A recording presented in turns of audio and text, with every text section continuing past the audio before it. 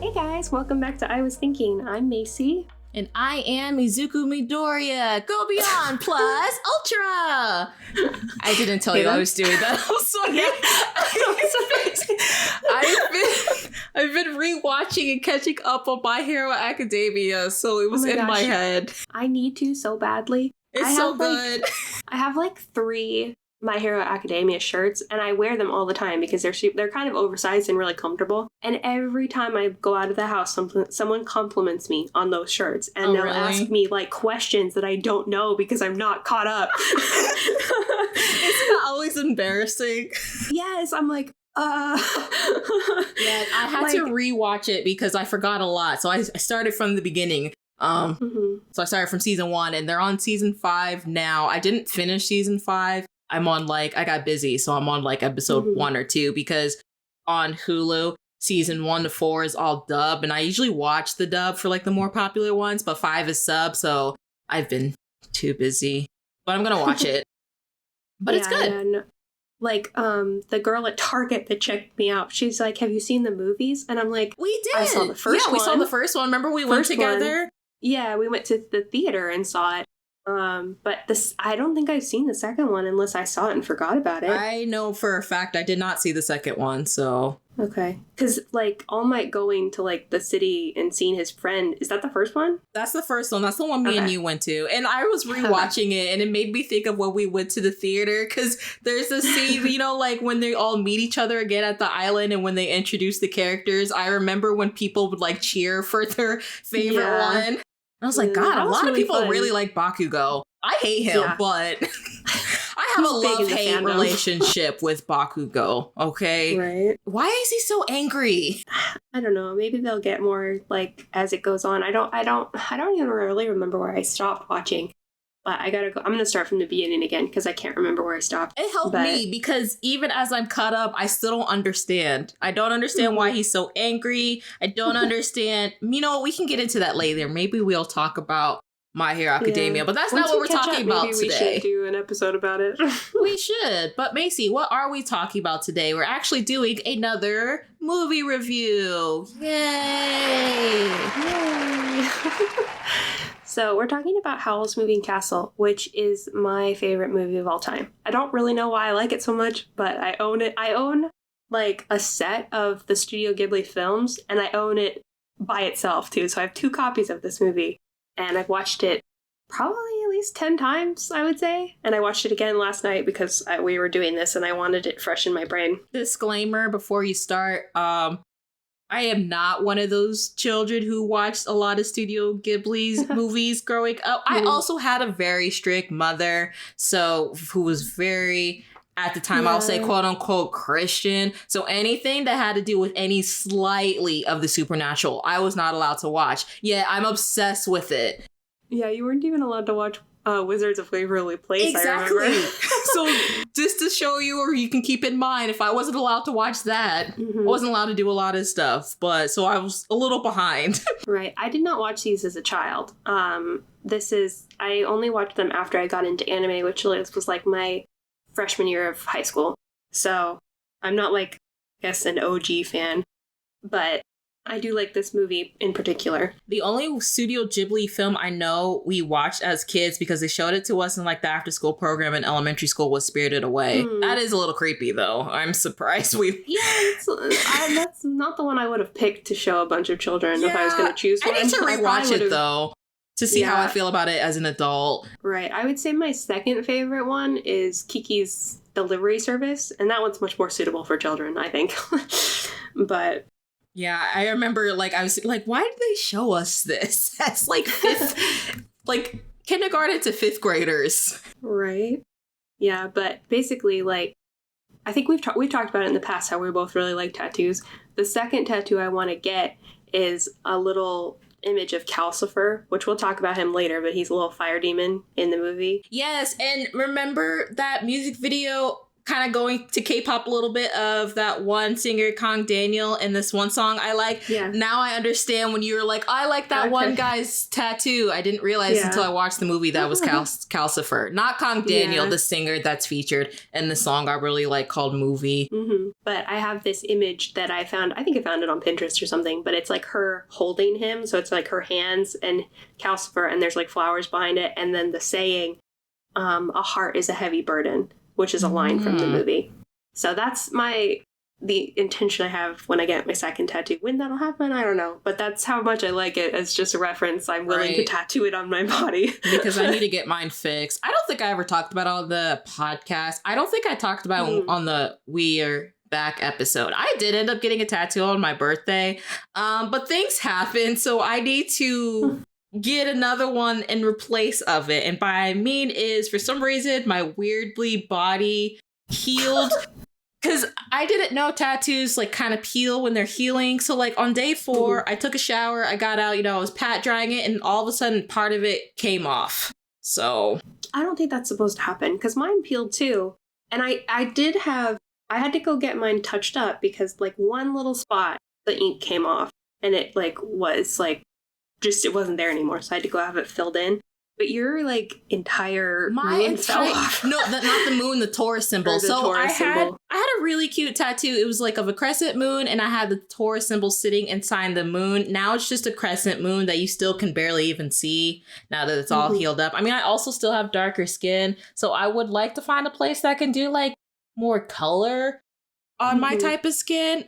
I have to do more research on that, which is kind of hard to do, but yeah, I think I'm just gonna get like a bunch of roses to cover it up because I like roses. So yeah, I'm still sad about it though because it's on my arm, but like it was kind of expensive too. So like tattoos aren't cheap, No, they're not. I mean, I didn't pay for it. It was a birthday gift for my dad. So yeah, I know. But if you're gonna have to go cover it up anyway, that sucks. Yeah, I didn't want to go back and have him replace it. I'm like, let me just go to a different person and let me just get something different. I think I still want that same tattoo, but I might just get it like on my ankle later on.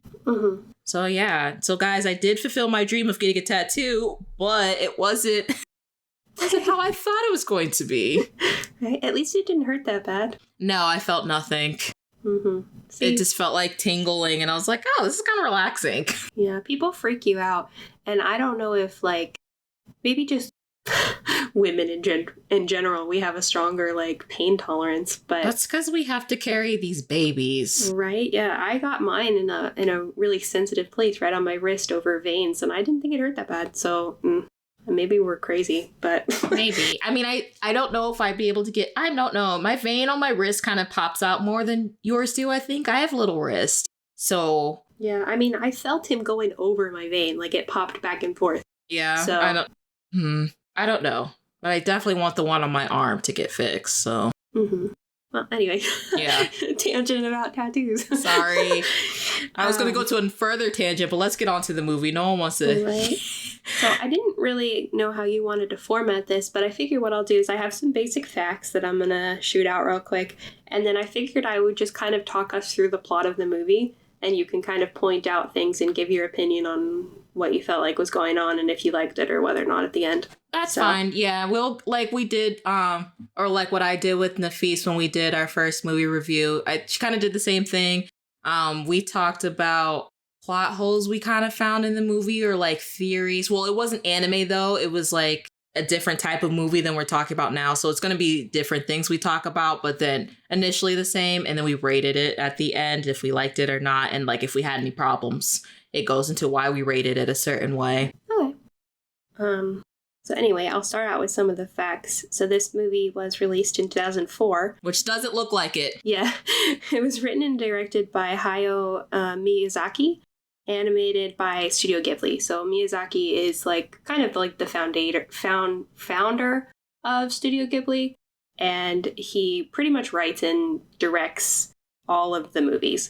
So it is loosely based on the film Howl's Moving Castle by British author Diane Wayne Jones. Now, film or book? Oh, sorry, book. Did I say film? You did say film. I was like, wait, we're talking about the film, but I know it's a book. I wrote down film is loosely based on novel. Okay, yeah. It's what that book and the author, they're not like Japanese or anything, is it? The book? Is it like a English? Like, I have not read the book yet. I really want to read it. It was published in 1986, and the author is British, so I do believe it is in English. But it's quite different from what I've heard. I've read some theories on both, like, comparisons between the book and the movie, and it's really different. So, like, it goes into, like, their lives, and they have, like, children, and so it's pretty... it goes deeper than that, it's more in depth, yeah. Right. And then... So Miyazaki wrote and directed it, and then it was produced by Toshi Suzuki. So they're, like, the main people that worked on it. That's all I really have for, like, facts. But, so I guess we'll start to get into the plot of the movie. So the movie follows... Real quick, because I just thought the, like, star list as far as the English...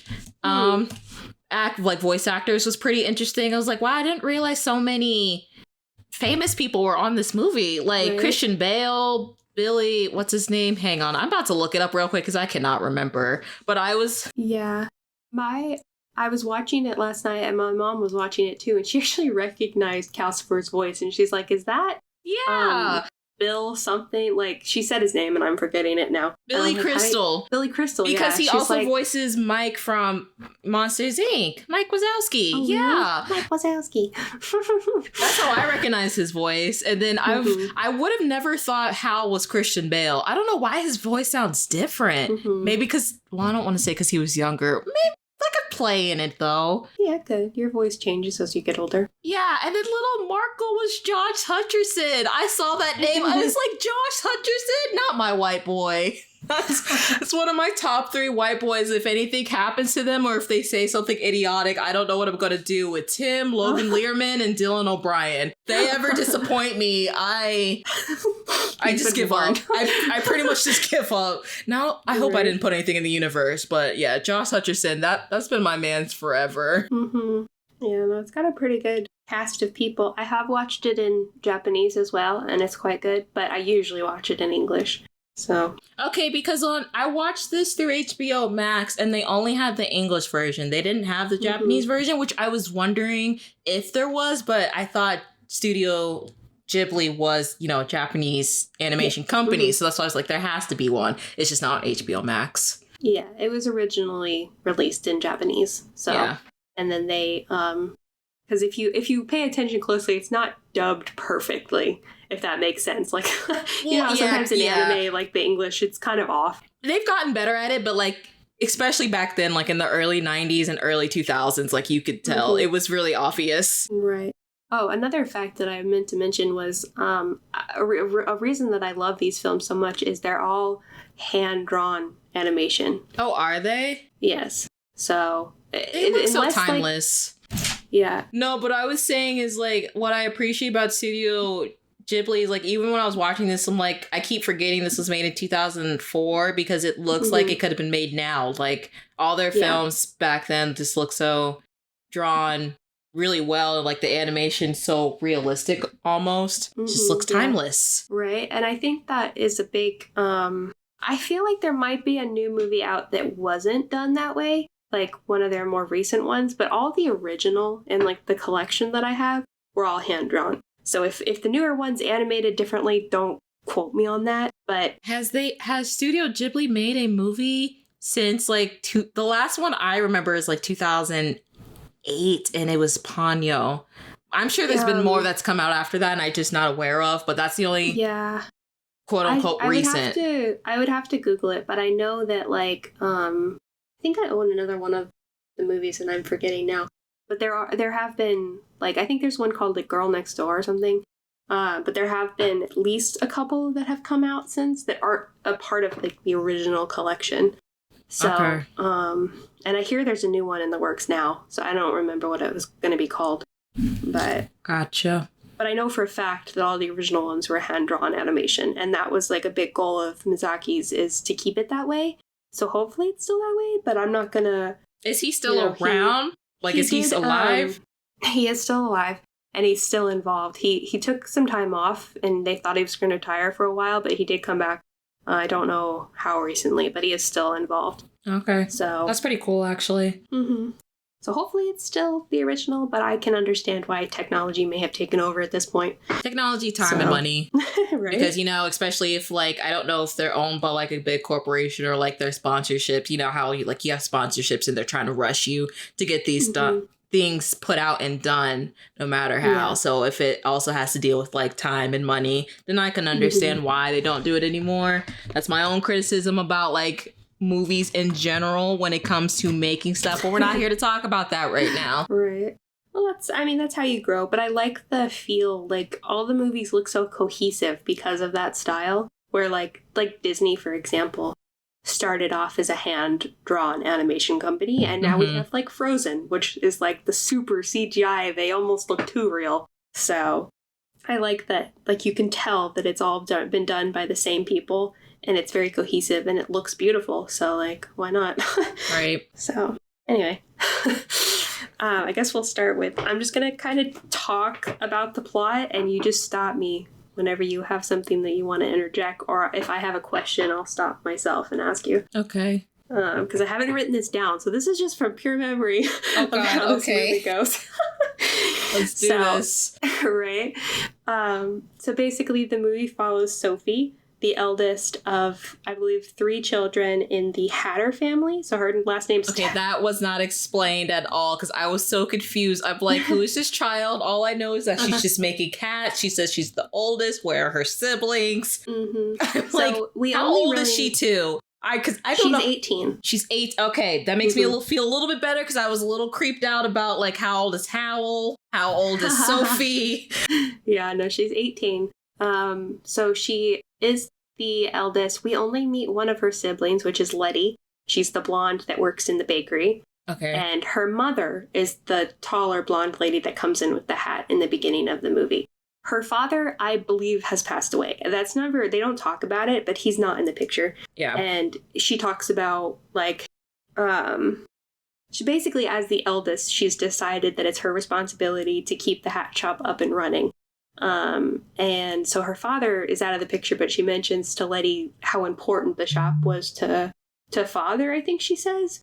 Specifically, I don't know if she says, I can't remember if she says her parents or she says father. I think she just says father. She specifically said father. So her mom seems to be kind of absent, in my opinion. She's kind of in her own world and doing her own thing.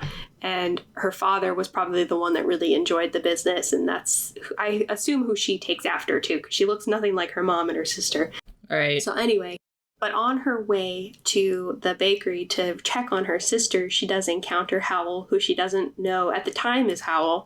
He just saves her. And that confused me at first, too, because it's like, does she know who this is?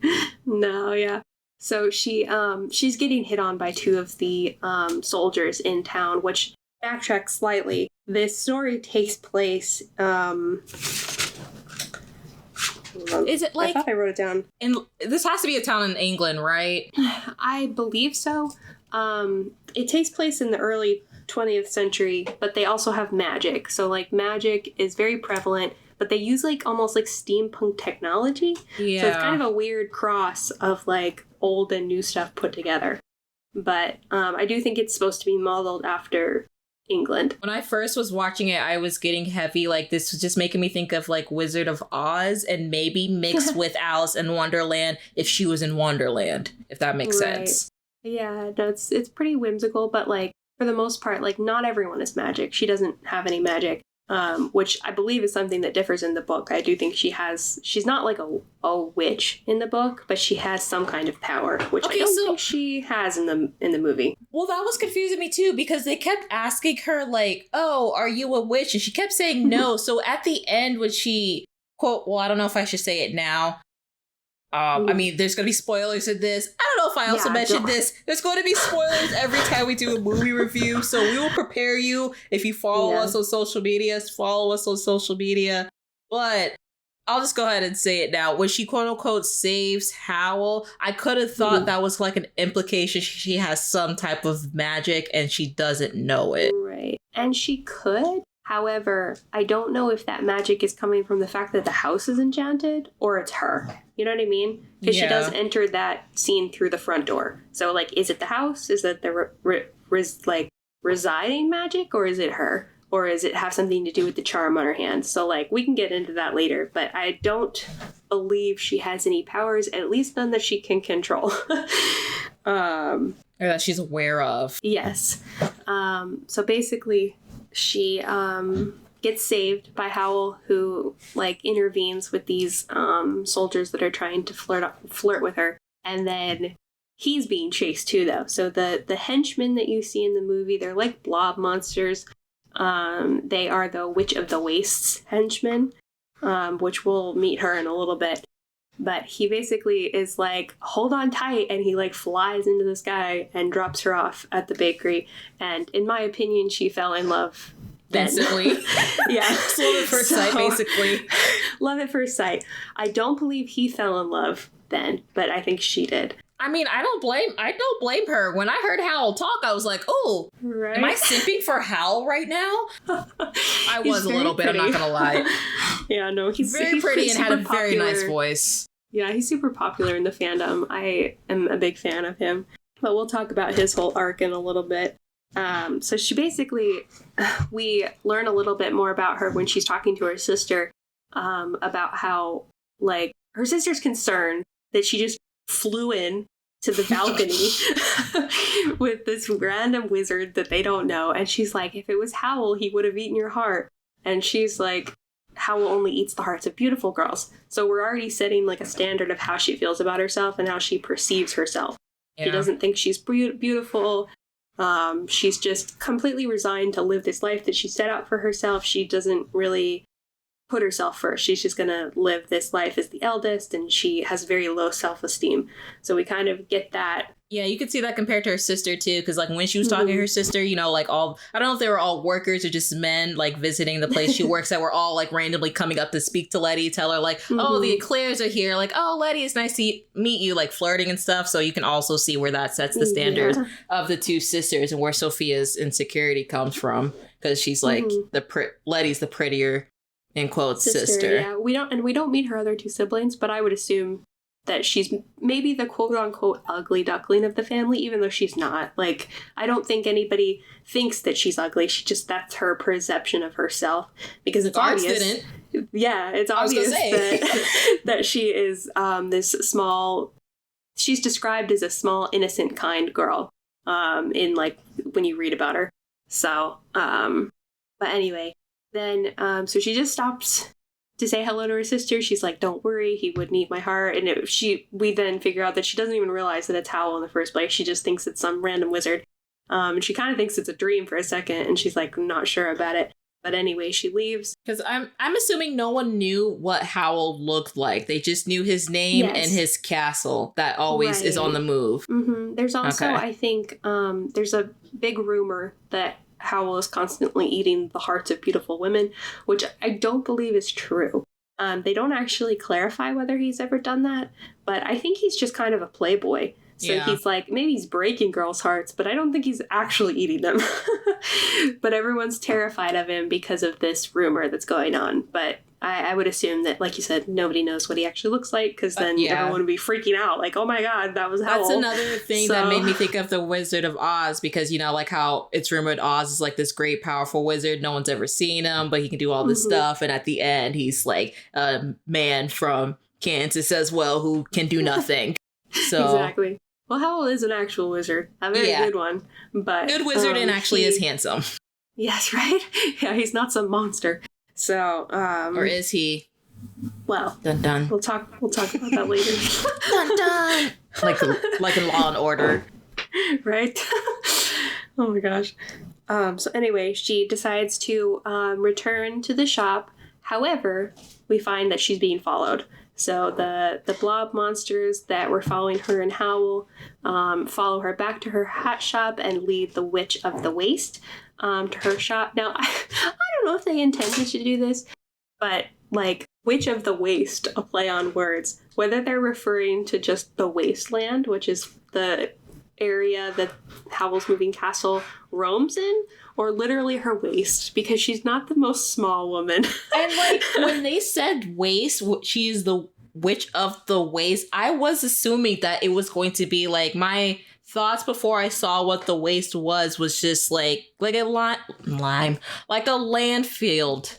Like I thought it was gonna be like disgusting, maybe swamp like, trash everywhere, or just like, looks, I don't know how to else explain it, like a swamp, like a disgusting, dirty swamp like, but it's not. Right, it's literally like a wasted away or something like that. So I thought that's what she was a witch of when they kept saying witch of the waste. Yeah, no, so they're referring to like the Outlands, basically, where witches and wizards kind of roam free, and it's more dangerous. There's nothing innately gross about it. It's actually quite beautiful, but it's unsafe if you go there without magic.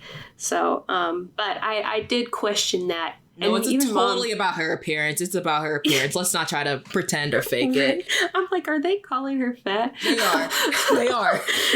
They're calling her fat. They're calling her every name in the book that I guess was not appropriate, but we can get away with at that time. So. Right. Well, she's very rude, so I'm not inclined to defend her. But so basically, I don't know why she necessarily curses Sophie, because she does place a curse on her, because I guess she assumes that she's associated with Howl. That's what I thought, because when I first watched it, I was very confused on that as well. And then when I was rewatching it before we got on this call, I was like, maybe because Howl was being watched and the minions saw Sophie with Howl, so she assumed that they like knew each other or were together through her minions like telling her, or maybe she can see, I don't really know, and that's why she just targeted Sophie. She used to have eyes everywhere, and they were obviously following him when he was in the city, so I'm assuming that Sophie was just in the wrong place at the wrong time. Yeah, exactly. I think so too. Ended up getting cursed by this witch, and the curse basically turns her into a 90-year-old woman. So she shrinks, her voice changes, she's got all these wrinkles and whatnot. And as the witch is leaving, she says the worst thing about that curse is that you can't talk about it. So it's basically she can't tell anyone that she's cursed. So she freaks out for a minute and then thinks she's dreaming, and she's like, I'm just going to go to bed. She handles it surprisingly well. What did she kept saying? Like, to stay calm, to stay calm. 5 minutes later, she'd roam around, she'd look at herself in the mirror to stay calm. And I was like, really? Yeah, I love the slow creep and then runs away. So that part was cute. Funny. Her little grandma noises as she's freaking out are pretty cute. But she decides that it's probably just a dream and she's just going to go to bed and everything's going to be fine in the morning. So in the morning, basically, her mom comes in, is asking where she is, and the other ladies, those could be her siblings. They don't address them. They don't talk with their names. They're just there. So whether they're working in the shop or they're siblings, who knows? But they're like, she hasn't come down from her room this morning. So she goes up and knocks on the door. And Sophie feels like she can't show her mom what's going on. She can't tell her that she's cursed, so she's going to be really confused. So she just fakes a cold, and her mom makes the very there's a weird plot hole in that, which I will bring up later on. But yeah, keep going. I think I know what you might say. But, okay. She basically says, I have a cold, I don't want you to catch it, and her mom makes the observation, oh, you sound like a 90-year-old woman. Yeah, pretty accurate, she is. But you don't say. I wonder why. Yeah. But anyway, her mom does not question this. She just gets up and leaves, and she heads into the waste to try to find, I guess she's just looking for, she knows she has to leave, she can't stay there, and she's going to try to figure out how to break her own curse, and she's going to go look for the Witch of the Waste, probably, to try to get her to break it. I thought she was just going to look for any type of wizard to help her break it. Yeah, well, she doesn't specify who she's looking for, but I don't think she went there to find Howl, which was what ends up happening. But I think with her mom, that's why I kind of said she's an absent mother, because her mom makes no effort to look for her, I don't think. She says she does later on, but... Yeah, when she was... I think this was either before she got turned into an old lady or after. Her mom came in one scene and she was talking about how she got remarried. Yes. So I do believe that the reason that I think her mom knows about the fact that she's old now, because that is kind of weird. She doesn't really address it. She says, oh my gosh, you look so old. But I think, well, I don't want to spoil it because we're getting ahead of ourselves. Yeah, go back to the waist, but just like her mom got remarried and she's basically just never there. So I'm assuming Sophie just lives at the shop, but like kind of almost independent in a way. Like she doesn't. Yes. Yeah. I think her room, that's like their house and her room, but I don't think her mom's there very often. I think she's out traveling, obviously, possibly meeting men. Rich men. Kind of, rich standards. Men. Right? I mean, she's very pretty, but like, she is. Which, like, we talked about the Sophie ugly duckling thing, earlier. Right. She seems very absent. So I don't think she probably didn't even notice Sophie was gone for a while before she even realized. But anyway, so Sophie goes out into the waste in search of a way to break her curse. I'll just put it that way because they don't really address what she's going to look for. And then she comes across a new friend who will introduce our first kind of other character, who's Turnip Head, who happens to be an upside down scarecrow, who she initially thinks would be a great cane. She sees a stick poking out of a bush and she pulls him upright, and now he decides that he's attached to her and he's going to follow her everywhere because she helped him. So new friend.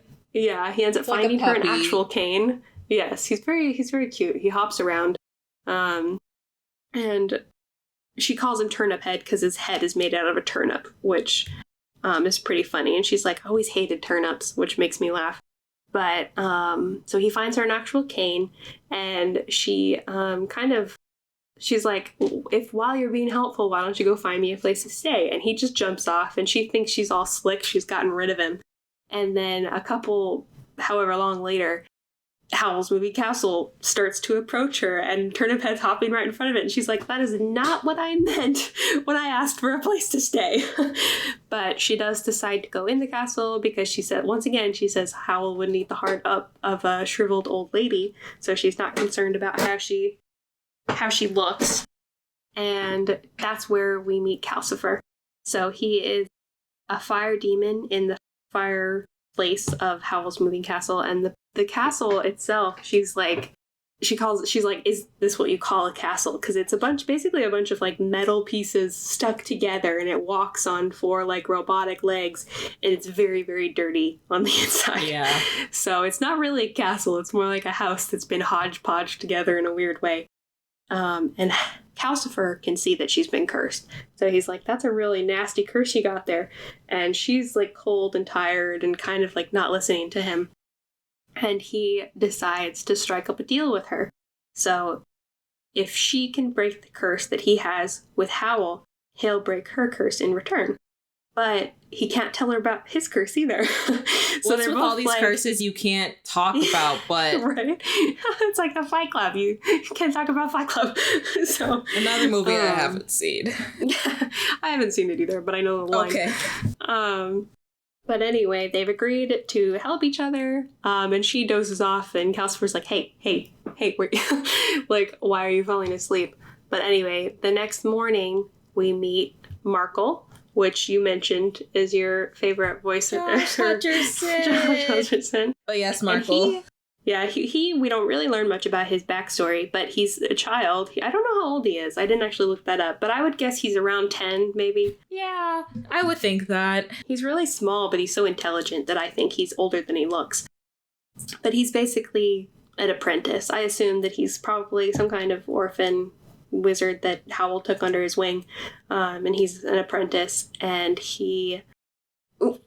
The funny thing about this story is nobody seems very concerned about Sophie being there. He's just like, who's this old lady? I know. They're like, who's this old lady? And they're like, oh, okay.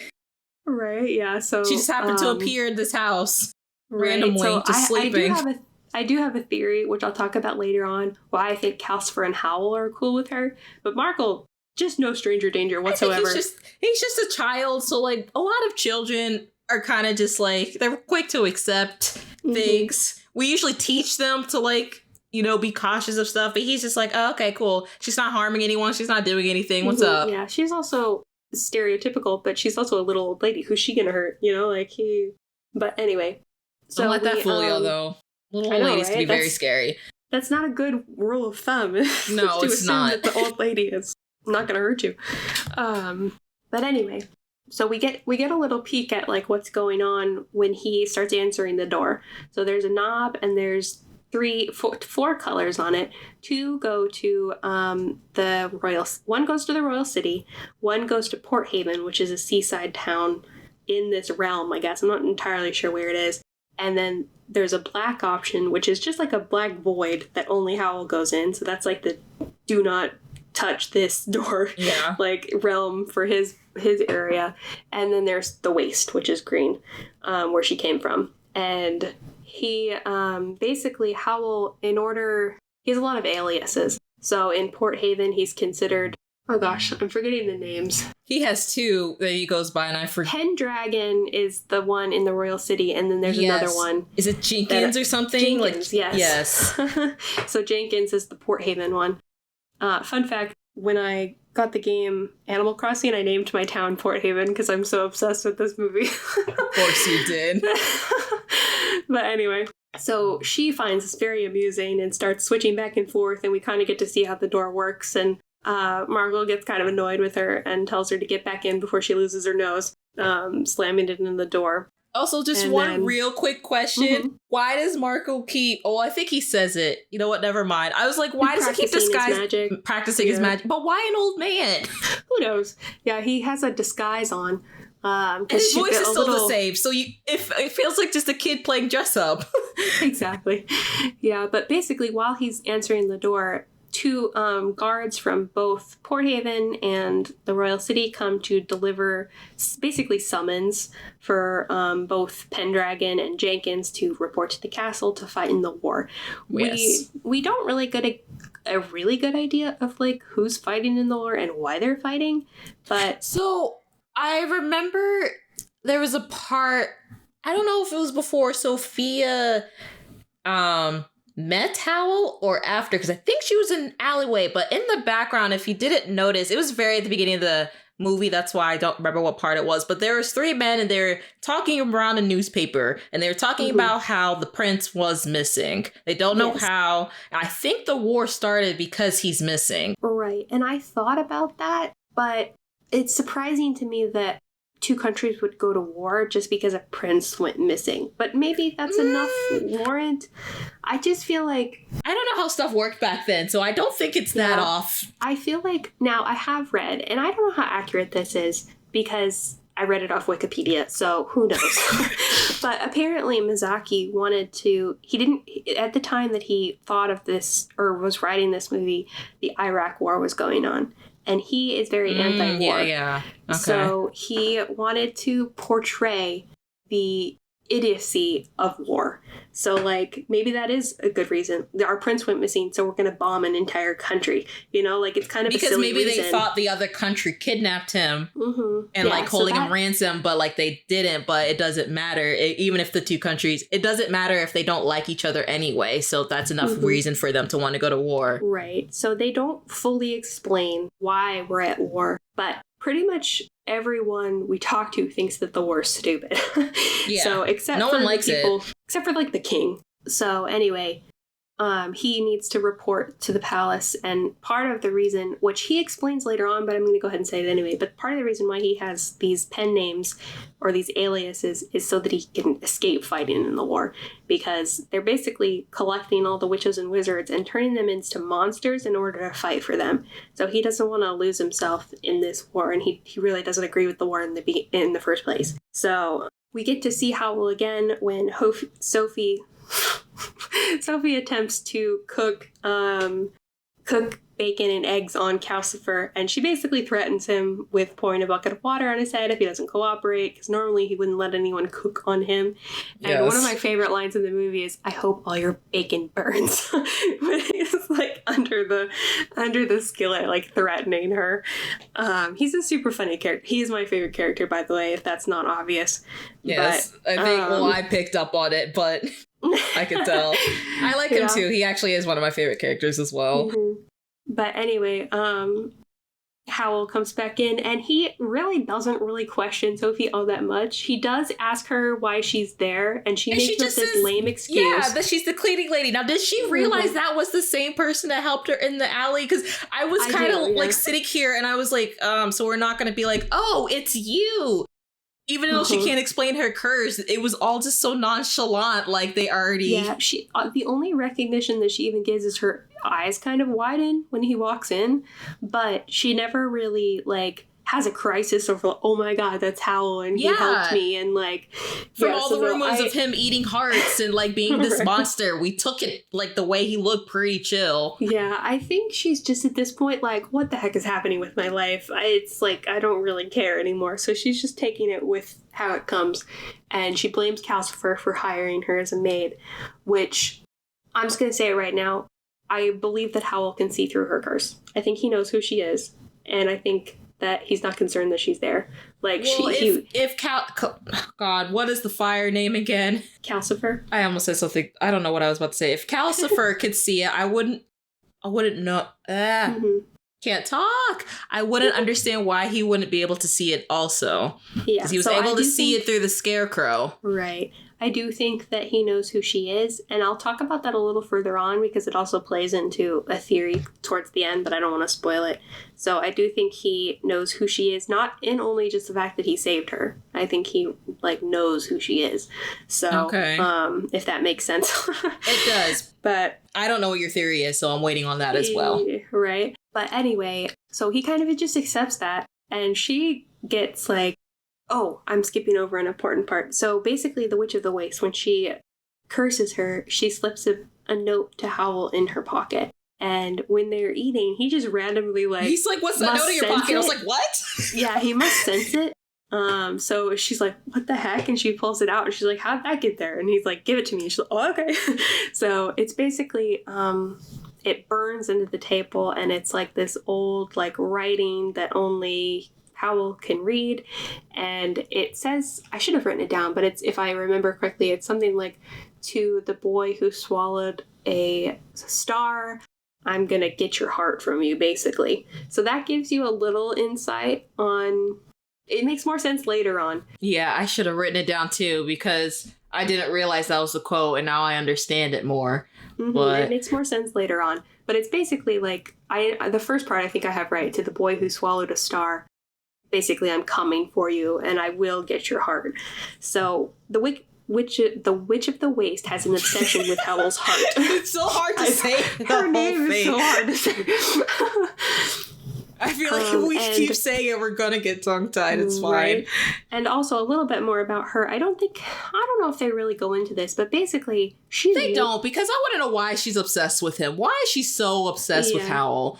So, he talks about it a little bit, how she was once very beautiful, and he pursued her, and then he found out that she wasn't, and what he means by this is that she's more likely eating young men's heart rather than the other way around. She collects young, handsome men, takes their hearts, and absorbs their youth. So that's why she's been able to stay young for so long. And when he encountered her, I'm assuming her appearance was much different and she looked much younger and more beautiful. And he found out the real reason why she looked that way, and he decided not to pursue her. And so he's basically the one that got away. So now she's obsessed with getting his heart because she's never lost anyone. Oh, that makes more sense. I really just thought they were both super old. She was pretty at one time, and she just got old, and he just dumped her, and she was just being heartbroken about it, which is pettiness all around, but that makes more sense. I don't know how old Howl is. However, I don't think he's doing anything to suppress his age. So I think the way he looks is the way he actually is. His actual age. Okay, yes. He's not like the witch. I keep wanting to say wicked before I say witch. I keep wanting to say the wicked witch of the waste. Like a Wizard of Oz. You could call her that, but... I'm mixing it up with the wicked witch of the West. Mm-hmm. Yeah. The Witch of the West. Of Witch. Witch of the West. The Waste. Too many W's. Let's move on. Could just call her, what I was going to say. Just call her Wow. Double W. Wow. Wow. Okay. W-O-W. Let's go with that. We're gonna call her Wow from now on. Right. But anyway, so he receives this note from her, and he basically blows it off. He's like, oh, that can't be good for the table, and gets rid of it. But apparently the curse is still there. But they don't really explain that. I don't know what curse they're talking about. I don't know if it's just like it's gonna help her find him, or like it's basically just a threat that she's coming for his Off topic heart. real quick. I don't know why when you just resaid that made me think of the Hunger Games. Like when you're like, that can't be good for the table, I just immediately think like, this is mahogany. Like that's on the table. I don't know why. That's really funny. I just thought of that right now. It's a good reference. It is. But anyway, he, I guess that spoils his appetite because he throws perfectly good bacon and eggs into Calcifer's mouth, and he's like, I gotta go. This is, I don't know if he goes to handle the curse or if he just goes out to fight more. But I thought he just went to go take a bath. Because he asked Calcifer if he can move the house. Confused. Yeah, if he can move the house a couple to the west, and then he's like, and run me my bath. He's like, you expect me to do both these things at the same time? Nobody else works around here. Yeah, so you're right. I'm jumping the gun a little bit. That's okay. Which, keep in mind, it's all from memory. So you're doing a pretty good job from doing this without taking any notes. So right. I'll give you some props. So let's see. I gotta remember where I am now. So basically, she gets frustrated because Markle asks her if she's working for the Witch of the Waste because she had that note in her pocket, and she starts to go off at him, trying to tell him that she would never work for him because she cursed her. And she gets so frustrated, she slams her hands down on the table, and she's decided that she's gonna go on a cleaning spree. So she is really aggressively, she's tired of being treated like a little old lady. She's sweeping and mopping and getting all frustrated. When she gets mad, it shows, when the witch said you can't talk about the curse, she really can't. She tried to explain, who she is and that she's cursed, and then you see her mouth starts getting all, wrinkled up. She physically cannot talk about it. So, and then it's the funny part where she's like, next time I see that witch, I'm going to bring her fat neck. I was like, oh, God. Yeah, she's real mad. Big mad. So she's basically going around and even telling all the bugs, I'm going to bite your little heads off if you don't run.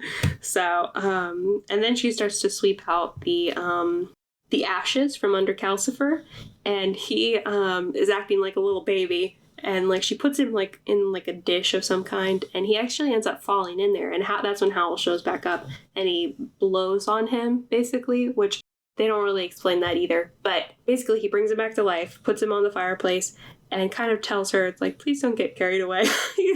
Don't harass my friend. And Calcifer then says, I think at that point, then Howl leaves into the black dome area. And Calcifer says to Sophie, if I die, Howl dies too. So that's our first, look into why they're connected. We don't really know why yet, but basically they're connected in some way that if one of them dies, the other one dies. So, I'm trying to, I gotta think back. I just remember there were some scenes of them, doing laundry. I think they went to the waste to do laundry. Oh, yes. Yeah. So she continues her cleaning spree. They find Turnip Head comes back. Turnip Head again. Yeah, stuck in the gears of the ship, and he helps them with the laundry. This is also the point where she's thoroughly impressed by the fact that Calcifer is moving the castle, and she tells him that she likes his spark. She likes his spark. And he gets so happy. Thoroughly happy. He's like, she likes my spark. Right. And I think makes him feel appreciated.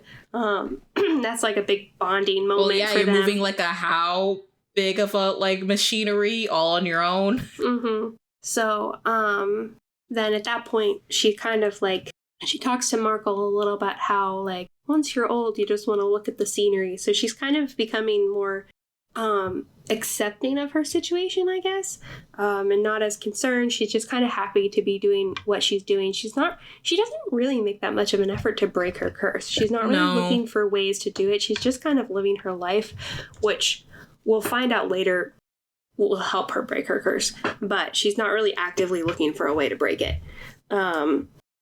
Okay, so basically, after that, after she's done with her cleaning spree, I don't think I'm missing anything. I think Howl comes back and he's kind of in this like half bird, half human form. And we learn that he kind of turns himself into a bird-like creature in order to go fight. I don't know exactly who he's fighting. And he mentions to Calcifer that his own kind attacked him. So basically wizards that were turned into monsters in order to help the king fight. And are just killing machines. They're just killing anybody they see. They're not like... They're basically not humans anymore, which is what he brought up, because Calcifer said if you keep turning into this form, you're not going to turn back into a human. So I don't know what type of form or spell they're doing to turn into these monsters, but I'm assuming when you use it too much, it's irreversible. Yeah, I'm not really sure. I think he's just going out and sabotaging everyone's ships. That's kind of his goal, is to like... so that neither side makes any headway. But they don't really talk about why he's going out and fighting. Which is kind of surprising since he's so against the war, yet he is going out and fighting, even though he's not fighting on his side. So I don't understand that either. Yeah, I think he's just trying to do anything he can to, like, stop it, I guess. And I think he's also kind of at a loss for what to do. Because he's too scared to go to the capital. And, like, he can't tell them that he doesn't want to fight for them. But he still wants to, like, help in some kind of way. So his way of trying to help is making sure that neither one can bomb each other and like probably protecting the citizens. Like if he gets rid of the bombs, then they can't bomb on the citizens. I think that's kind of his goal. So from the little glimpses of the scenes we get, because they really don't talk about it. They just kind of show him fighting. But also in the movie, they don't really differentiate between who's the enemy and who's not. So it's kind of hard to tell like who he's fighting. Or who even starts the war either, because I don't know what country. They don't really talk about it. They don't talk about the war. I think it's about the war. I think it's just supposed to be like there's a war happening in the background of this story. So basically he goes to take another bath, and Sophie arranged all of his hair dye products because he's not naturally blonde. And he has a little temper tantrum, which is I was like oh, dude, get over it. Yeah. The worst temper tantrum I've ever seen over hair. A grown man throw over hair dye. He basically says, if I'm not beautiful, I have no reason to live, which is very narcissistic. That's when I had to stop it and just keep laughing. I'm like, stop. Yeah. It's not that bad, and you actually look better with black hair than blonde. Yeah. I'm going to say it. Okay, I'm going to say it. He looks better with the black hair than the blonde. I agree. And the black hair is his natural color anyway. And he sticks with that for the rest of the movie. But he's having a little temper tantrum. And I think what I attribute that to is like, he's not very mature yet. He hasn't done a lot of maturing in his life. He's kind of been running away his whole life. And the only thing that's been consistent is that young ladies are attracted to him. So he's constantly been searching for love. So the fact that he now thinks that his whole image is thrown off, that's his personality right now. He has more character development, but at this point in time, all he knows is this persona that he's put on, and if he can't be beautiful, he doesn't want to do anything. Right, because even Markle said, like, I haven't seen him throw this big of a tantrum when a girl dumped him. Yeah. So you can tell he's usually the one that does the dumping. So if he hasn't thrown a tantrum that bad for when a girl dumped him, that's saying something. Any type of rejection or any type of change, really, I think he's really afraid of. So he throws this temper tantrum, and this really upsets Sophie because she shouts at him, like, you don't even understand, like, I've never once been beautiful in my whole life, reiterating the fact that she has such low self-esteem, and she really has never felt very confident in herself. So she runs out, she's bawling her eyes out, she goes and stands in the rain, and poor Turnip Head comes with an umbrella to hold up over her head. I also really like Turnip Head. He's also my favorite. He's cute. I like him supportive. A lot. Right. He doesn't have to talk. He just brings you what you need. He's there for you if you need to talk to somebody. I appreciate a Turnip Head. Right. So, but anyway, Markle comes running out, freaking out, and he's gonna die, Calcifer's gonna drown in this goo that he's been oozing from his body, because all of his, what I attribute is like all of his negative and sorrow and bad emotions literally oozing out of him. It's turning into slime, which reminded me of something, but I couldn't remember what, so I can't say what, but it seemed familiar with the way that his emotions making him turn like into something inanimate. Maybe it'll come to me later. But anyway, Sophie, she's a very strong character because she picks herself back up, she wipes her tears off, and she's like, oh, stop being a baby. And she runs the water again, and she has Markle help them up the stairs. A little funny moment of him losing his towel, and she's like, trying not to look. And then they actually show a part of like his bare butt that's him still going up the stairs. Yeah. We're still keeping it PG, guys. It is rated PG. But anyway, they get him cleaned up, and basically the next scene we see him in, he's kind of laying in his bed, like unemotional, and she tries to bring him some more milk and get him to drink something, and like he doesn't want her to leave. So she kind of just comforts him and sits by his bed, and he opens up about how he's really scared and a coward, and he doesn't want to report to the castle. And she's like, well, just tell him you don't want to participate. And he's like, he took an oath when he went to the Magic Academy saying that he has to report whenever summoned and basically follow orders. So he can't just outright reject the king, and he can't run forever because they are going to eventually find him.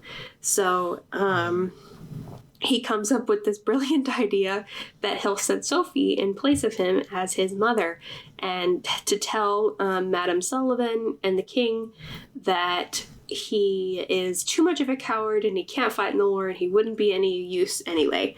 Now we're going to meet Madame Sullivan in a little bit, and we'll talk about her some. But basically, Sophie thinks this is crazy, but she's going to do it anyway because she's in love. So he makes her all pretty, and he's like, I'll follow you in disguise. And so she goes to the castle, and once again, we meet the Witch of the Waste. So she has been royally invited, according to her, to the kingdom, and she's like, it's about time that they acknowledged me for my great power. And then the funny scene of her having to climb a million stairs. Oh my god, that was very torturous to watch. Yeah, as we've mentioned, she is a large lady, and apparently you can't have any vehicles up in the palace. So her henchmen like die, and her vehicles are gone, and she gets carried around in this little like wagon thing. But so it's really painful to watch, and the animation really shines through in this moment because of just how like her sweat, like I really thought she was just gonna melt right there, like her quadruple fat, like chins and Sophie. So Sophie, at this point, you can kind of see her. She's already started to change. So she's standing more upright. She's a little bit thinner. Her hair's a little bit longer. And she's Are we not going to talk about their back and forth when they're going up the stairs besides the way the witch looks? But Sophie could just be like, if you just break the curse, I can probably help you. So much pettiness. But then, like, when she reveals she doesn't know how, I'm like, wait, so you put a curse on someone you don't know how to break? Because she's just evil. Yeah, she does. There's a line that says, my talents are in casting, not breaking. So yeah, I don't know if that's normal. It should be a neither if you can't break what you put on. That goes into life lessons. Yeah, no. So she's basically just pure evil. She doesn't really care about others. And she doesn't, like she said, her talent lies in tasking. She never even bothered to learn how to break them because she never intended to break them. Wow. Did not know that. So, right. So, there's also this funny scene. There's this little dog that starts following Sophie as she's walking through the kingdom, and she thinks it's Howl, which we later learn that it's not. That's not the disguise he chose. And there is a funny moment where like a young man and a young woman fly over her in this fancy airplane, and she's like, oh, that could be him. But it's not. None of that is him. But the dog isn't either. The dog turns out to be like an errand dog for Madame Sullivan, and he was tasked with fetching Sophie, but he ends up making Sophie carry him up the stairs because he's like this little fat, like mutt-looking dog.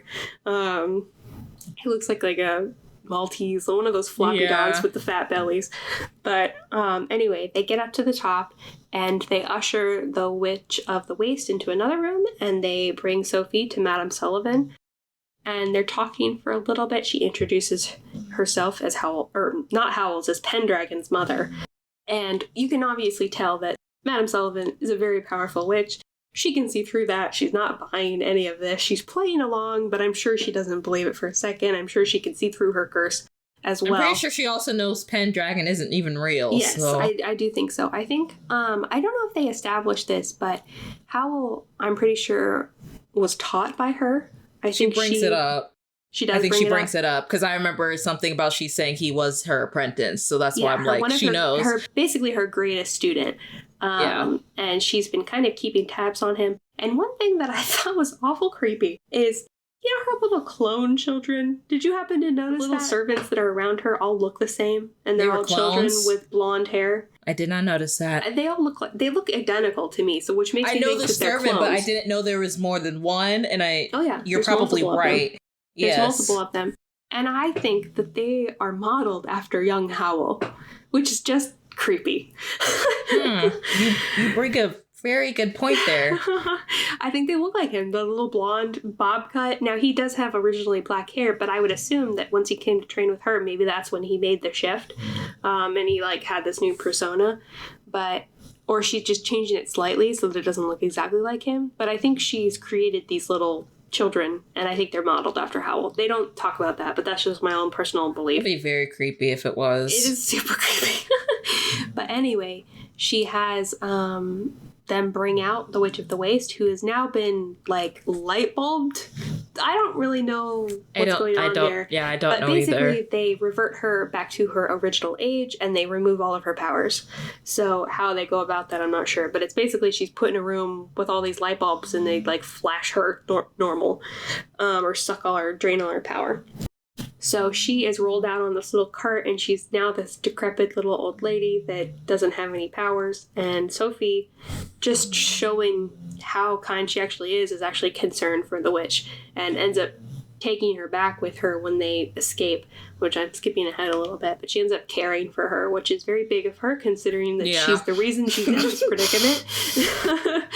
But anyway, Sophie she's playing this part of the mother, telling how he's not going to be useful and they shouldn't even bother bringing him in. I don't remember exactly what Miss Sullivan says. But basically Sophie starts defending him. And as she's gaining more confidence in herself and being able to speak her mind, she reverts back to her young age. And Sullivan catches her and says, "Oh, you're in love with him." And then she reverts back to her old age because she's basically been caught and she doesn't really believe that yet. I don't think she accepts that could even be something in the realm of possibility. So she reverts back. And then that's when Howl makes his grand entrance. He was actually disguised as the king. And he walks in, and obviously Sullivan can see through that, and she's like, "Oh, you're very eloquent today, King." And then the real king walks in. I was going to say 2 seconds later, the real king walks in, talking the complete opposite of how Howl was portraying him, talking about, what did he was talking about war, but he was like, I really think that magic isn't the way to win this war, and we should just stop all of this. And she's like, "Oh, really?" And then the real king comes in like, "Look at all these people we've just killed. These new weapons." He's like, "I've got a new battle plan. We're gonna be on top of them all," or something like that. So, and then he starts bursting out to laughter and say, "Oh, this is the best clone you made of me yet." Which that kind of plays into my clone theory. Obviously, she makes clones. Yeah. So you could be right. This isn't the first time that she's done this. And she's modeled ones after him before, so why not model ones after Howl and make them serve her, which is just creepy. But anyway, he reveals himself to be the Howl, and the king goes away. But Sullivan decides that she's like, "Well, if you're not going to participate, I'm going to force you, and I'm going to show Sophie what you really are." So she starts doing this, enchantment around them, and he's forcibly turning him into that bird-like creature. And Sophie recognizes that he's kind of losing himself a little bit, so she distracts him and pushes him away and tells him it's a trap, and they end up escaping. Which I didn't understand that the first time. How did they get out of that? What was she trying to do? But I think that Sophie recognized that he wasn't himself, and she got them out of there. And he even says that. He's like, I was going to be in a really bad spot if it wasn't for you, and you gave me the courage to come. Because she's like, why did you even have me come if you were going to come do that yourself? And he knew that he needed her because something like that could happen, I guess.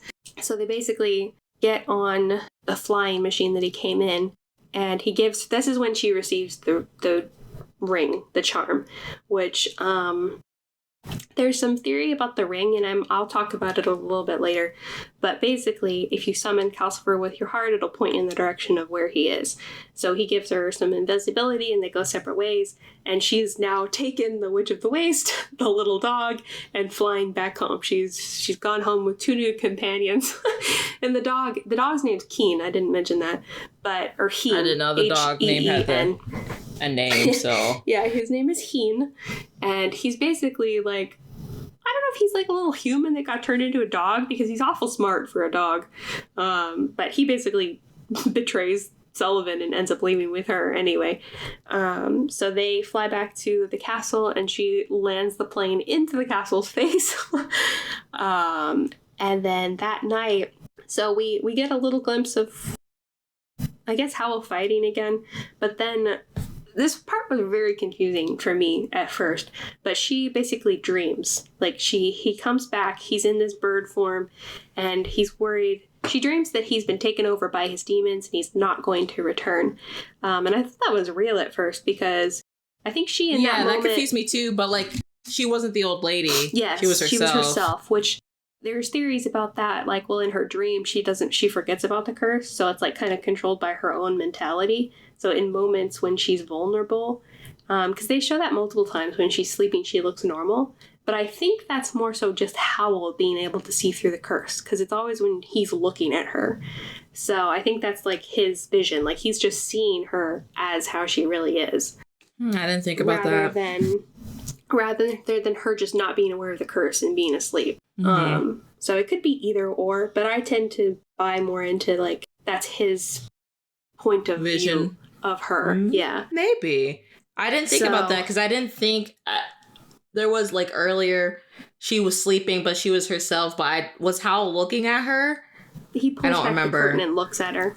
Yeah. Okay, so that makes more sense if it's like that. And then when he's walking by her in her dream, I don't know if that's supposed to be his version, or if she's just in her dream, and she doesn't view herself as an old lady, because that's not how she lived. So when you're dreaming about yourself, you're obviously going to dream about the you that you know. So that's kind of that scene. If you dream in third person. That's true. So, not to get off topic, because like, when I dream, and if I have dreams about myself, I don't see myself. I see everything through my like point of view. So like, yeah, it's really, I dream really weird. And even if I look in a mirror, I can't see myself in my dreams, but I can see other people. Right. Yeah. So this movie is a little bit confusing. And that's probably part of the reason why I had to watch it 2 times. Yeah, so many times. So why she's her young self in her dream, I'm not really sure. It could be either. It could be that's Howl's perception of her, or it could be she's just unaware of her curse when she's dreaming, so she's not portrayed that way. Or in the dream, she actually professes her love for Howl for the first time. So maybe it's her confidence level that's getting her there. But anyway, she wakes up from the dream. Howl's back. He seems to be in an okay mood, and he's decided that we're going to move the shops, mainly because as we see, both the soldiers on either side of Port Haven or the Royal City barge into the shop, so they gotta go, they gotta move, because I think the idea that even though the portals are attached to certain doors and you can change them, like, you would think that they wouldn't be able to get in if the portal wasn't switched to it. I think they can still enter. I didn't understand how that worked from the house is always moving, yet if they settle somewhere in the ports, yeah, so it's like, I probably never will. I always thought it was more like a portal, but it doesn't really make sense that they have to move, because if they break through the door, are they in danger? Like, I guess they are, because that plays into effect later on too. So I guess for whatever reason, even though it's a portal, they're in danger if they stay there. So he ends up drawing like a pentagram on the ground and changing the locations. So one's still the waste. He basically takes over her hat shop, and they intend to turn it into a flower shop. And the third location is the basically a flower field with a little workshop in it that his uncle gave him when he was a child to do his studies. So she's just blown away by this area. It's really beautiful. And at that point, she does turn back into her younger self, because I think she's just so elated with joy. And at this point in the movie, she's switching a lot. She's going back and forth between young and old. So we can see that she's close to breaking her curse. But she's so happy in the field, and then we see this airship in this like pristine place, and he's really confused. They're both really confused as to why it's there. And she starts before the airship comes, doesn't she say like what kind of starts turning her back to the old lady? Like, it seems like you're leaving us. That's why you're showing us all this beautiful. Yeah, so she basically thinks that he's like setting up their lives so that they'll be okay without him. And she starts to get really concerned that he's leaving, and she starts to get sad again. And she basically starts to, I don't really remember why, I'm forgetting the lines now, but she basically says, girl, you're doing so much better than me. I'm surprised you be remembering lines. You're remembering a lot with no notes. Yeah. She's basically like, I'm not beautiful anyway. And he's like, Sophie, you're beautiful. And she reverts back. And then they see, you're right, then they see the airship, and he's like, what's that thing doing here? So they basically like, he just waves his hand and gets rid of all of the bombs that are in there. He messes with it. He's like, it's not going to crash, but I'm just messing with it. In his hand, you can see there's like feathers sticking out. So he's having a really hard time just using his magic without relying on that bird form of his. So, and she sees it and she's really concerned, but then he's like, don't look at that, just, we're going to go. And he grabs her and they fly. He basically throws her into the castle, and I like that scene because like Markle comes back and he's like, what are you doing on the stairs? And she's like, how dare he treat me like this? I'm too old to be treated like this, I think is what she says. But anyway, so he goes once again to fight, which is really concerning because at this point we've seen multiple times that he's having harder and harder time transferring back into his normal self. So we don't see him again for a little bit, and this is when I guess they just go about their business. I guess, in theory, like a couple days have passed, even though it doesn't seem like that. But a couple days go by, and because now at this point, they've already converted it into a flower shop. I don't know if you noticed that. But I didn't know time had passed, so. I think the idea is that a couple of days passes, and she's collecting flowers, and that's when we see her mother again. So this is the part that confuses me because all of a sudden her mom shows up. She's like, "Oh, Sophie, it's been so long since I see you, so we're not going to mention how Sophie's this old lady. We're just going to hug her like we haven't seen her in like." Yeah, the fact that she recognizes her right off the bat. Exactly. And just runs to her and like, you know, but she does say it. She's like, "Oh, you're so old." But she says it jokingly, like she already knew she was like this, and Sophie doesn't even say anything either. So that's why I'm like, what did I miss something here? Right. I think the problem there is that I don't think it looks like a plot hole, but I don't think it actually is, because I think her husband has something to do with Madame Sullivan. And Madame Sullivan already gave her the rundown. Like, this is what happened. She was cursed. She's been hanging out with Howl. I need you to place this spy bug in her home for you to be... I don't know if she, like, offered the husband to her or threatened her in some way that she wouldn't be able to marry this new guy. Something, because she didn't do this. Yeah, because when one of the clones... I think they're clones too now. Because I didn't realize that was a little boy taking her back to the carriage after she was done singing to Sophie. She's like, take me back to my husband. So I didn't know if they like captured him to threaten Sophie's mom to find her, or... I think they're threatening the husband, or they're threatening her ability to be with her husband, which obviously is more important to her than her own daughter. So whatever they've threatened her with... Her husband or that money? The money, probably. Because she's like, he's rich and we can all live together and... I want you to come be with me, basically, but I don't think she means it. I think that's an empty, like, offer. Empty promise. So basically, we see this little, like, snippet of the Witch of the Waste, who is not as, like, fragile as she perceives to be, because she hops off that little chair and gets that little bag so quick. She's like a little gremlin. Who does? The Witch of the Waste. Basically her mom plants this little purse in Sophie's house. that's got a spy bug in it, and the Witch of the Waste goes and grabs it, and she's like looking through it, and she finds the little bug, and she's like, oh, you think you're so sneaky, Sullivan, that's not going to work, and she feeds it to Calcifer, which makes him very, very sick. See, I must have not been paying attention to that part, because I didn't understand what was going on, but that makes more sense now that you said it. The little worm thing she's holding is like a peeping bug, she calls it. And she throws it into Calcifer to basically kill it, but he has to like eat it and makes him sick. So, and she finds a cigar in there as well, and she starts smoking and making the house smell horrible, which she doesn't mention to Sophie that she found a peeping bug. So I don't know why, or if she's just not important, but we get a snippet back of her mom apologizing to Sophie, and I put air quotes on that because I don't think she's that sorry. She hasn't proven to be the best motherly figure, and she's obviously, other things are more important than her daughter, and she's willing to like betray her in order to appease the Madame Sullivan. Now, like, she is a very powerful wizard, so she could be threatening Sophie herself, but I think it's the way she says it, like the whole take me back to my husband now, like, I think I did what I was told. Like, yeah. I think it has something to do with her husband. I don't think it has anything to do with Sophie. So I don't think it's either. I don't think it's a way to protect her. I think it's a selfish intention. Or she's so scared of her. Maybe though Sullivan threatened her. It has nothing to do with her husband. But her life is more important than her daughter's too. Which is not really a normal parent-child dynamic. Usually the parents like, my child is the most important thing. So, well, supposed to be. It's not normally like that. But yeah, no, it doesn't really work like that all the time. But that's, anyway. So she's gone. We don't see her again. We never see her again, by the way.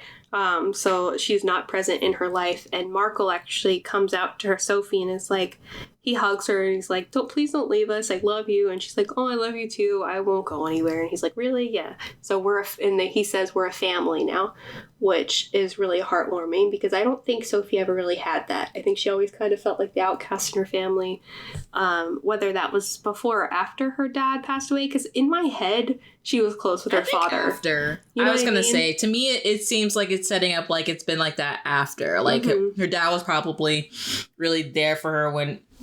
I don't know if her mother was as absent as she is now when he was still around. I don't know like how really in love, quote unquote, they were. Like she was just around because he had like a hat shop that maybe was popular in town. But yeah. So and the sisters seem to be doing fine. At least the one we met, and I'm assuming the others are fine as well. Yeah, Letty seems to care for her. But she's kind of doing her own thing. And she even says that, like, do something for yourself once in a while. So she's obviously doing that. Like, that's the life that she wants to live. But anyway, I think that's a really heartwarming moment for Sophie that she's finally kind of found her family. And she's kind of accepted that this is where she lives now. This is going to be her forever home. So basically, I think they go back in. And it fast forwards to, like, nighttime, I think. And there's bombing going on. So she attempts to have Markle open a window because of the cigar that she's smoking. But the Witch of the Waste is like, I wouldn't do that if I were you because there's, like, Sullivan's henchmen will get in. So basically, bombing's going on and the henchmen are closing in on their location. So Sophie decides that they have to make a move. So her plan is to separate the actually we do see Howl again. He flies down in his bird form and she is like, just stay with us, like you don't need to fight anymore, like let's just run. And he says, I'm done running, I finally found something I want to protect, it's you. So basically in that moment he's admitted that he's also fallen in love with her. So mutual love, yay. And also, we sound so happy about that, don't we? I am happy about it. I think it's great. But I don't know if you picked up on this, but this is also, her curse is broken at this point. She's officially broken it. She's young again. She will not go back to being elderly. So my question for you is, how do you think she broke her curse? Well, I didn't know she broke her curse at that time, so I don't know if I have an answer for that. When did she break her curse? So basically, like, after the bombing goes down and she's like, is that Howl? And she runs out and she's young again. She never goes back to being old. So at that point, we're to assume that she broke her curse. This is a hard question. Like, I have an answer in my head, but like I can't decipher we'll talk how about I want to. At the end, because I have a theory as well, but I'm not sure I want to say it yet. Keep going. I'll think about it. Okay. So basically, we see her young again, and she stays young, but she does still have the silver hair. So he's like, then he says that line that I just said, that it's you that I want to protect, mutual love, and then jumps into action. Like, we have to separate ourselves from the hat shop or the flower shop now, because he's protecting it. He's like protecting them from the henchmen and the bombing, and she's like, we have to get out of here and just only be in the waste so that he doesn't need to stay in that one spot and protect us. So, she's decided that she's going to take Calcifer out of the castle, which he doesn't know what's going to happen, because I'm assuming that he's been there since the creation of the castle, and he doesn't know what'll happen with him outbeaten. He assumes it'll collapse, and that is what ends up happening. So she backs out of the castle with him. He's like, make sure I go out last, and the thing like completely falls apart immediately. Yeah. So, and I was watching this with my mom, and as they're trying to find their way back in, she's like, well, why did she even leave if she needed to find her way back in? And I'm like, it's because she needs to separate. She needs to get rid of the other locations. She needs to get rid of the whole thing and just take like one separate part that doesn't like go off to the portals. Yeah. So they can't get in through the flower shop. She just wants them to be out in the waste, because that's where they're the safest. So she goes back in, and she asks Calcifer to pick the castle back up and start moving. And he's like, are you crazy? Like, I can't do that. It's wet. It's all drippy and the wood is wet. And he's being a baby about it. But he basically asks her for a piece of her in order to gain some power. And she's see, like, I missed this part like twice, and I had to rewind because I was like, wait, why is she crying again? So I rewind, and I didn't realize what you're about to say. I'll help you there. She gives her a part of her braid, because there's a part where she, like, I was doing something and I looked up and she's crying. She has short hair. I'm like, wait, what happened to her braid? So that's why I had to rewind it. But she gives it to him, and then he like gets the strength to pick the piece back up. And that's kind of where I thought she had some type of magic in her. Because like, would if it had been a normal person, would he have had that much strength? I don't know. But I guess it's not a lot of hair to burn that hot the way he did. No, I think he said he's like, I need a something of yours, and she's like, what? And it can be like, it's basically a piece of your body, so your piece of DNA. And I don't know if that is just anybody's DNA, or if you have to be powerful enough. But like he I mean, if it was anyone, they could have used Markles. Yeah, I guess. But or the witch. Yeah, I guess if he needed someone magical, then he would have done that. But I guess it doesn't matter. Just any DNA from anybody. But as he's lifting it, she says that it's amazing what he's doing again. And he's like, imagine what I could have done with your eyes or even your heart. So that's kind of when it's revealed that he has Howl's heart. And that's why he's so powerful. So I guess hair is like, he can do a lot with it, but like a major organ or something, or your heart. Like, I think they have, obviously this movie puts a lot of significance into the heart. So, because that's also when the witch picked up that he had Howl's heart. Yes. And she's like, I found it. I finally found it. And she grabs it and basically sets herself on fire because and Sophie's still trying to save this poor lady. Yeah, right? I would have been like, give it up. Yeah, she's trying to save both of them, and she panics, and she ends up throwing water on both of them, which puts out... she always threatened him to do. Mm-hmm, yep, right? So, and the witch, she's so selfish, because she even goes like, you ruined my heart. It's like, it's not your heart, lady. Get over yourself. Again, I know. I still don't understand why she's so obsessed with Howl. I guess his heart's just that powerful, maybe, like your theory said, to make her young or whatever. Mm-hmm. And I think maybe at this point she's hoping to get her power back, or she's just holding on to this this goal that she's had forever, and she's just not willing to give it up yet. It's kind of like Zuko in the Avatar. I will find the Avatar and restore my honor. Hey, but just like Zuko, she turns around and saves the day, okay? Exactly. So she does have an arc where she becomes slightly better.